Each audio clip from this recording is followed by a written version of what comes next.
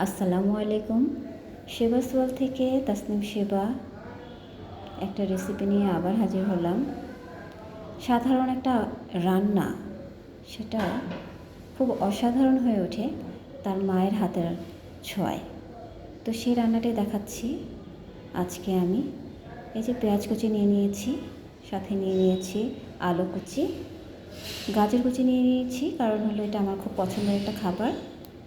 তারপরে এখানে মশলা নিয়ে নিয়েছি আপনার আদা রসুন বাটা, তারপর নিয়ে নিয়েছি ধনিয়া গুঁড়ো, হলুদের গুঁড়ো, মরিচের গুঁড়ো, তারপরে হলো লবণ স্বাদ মতো।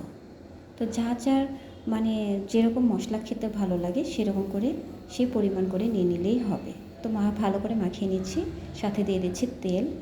সব কিছু কিন্তু হাত দিয়েই করছি। তো হাতের মধ্যে তেল নিয়ে এটাকে ভালো করে মেখে নিলাম। মেখে নেওয়ার পরে এটার মধ্যে দিয়ে দিচ্ছি কাঁচকি গুঁড়ো। কাঁচকি গুঁড়োটাকেও হালকা করে মেখে নিতে হবে। মেখে নেওয়ার পর এটার ভেতরে দিয়ে দেব টমেটো। দেওয়ার পরে দিয়ে দেবো একটু ঝোল, তারপরে দেব ঢাকা।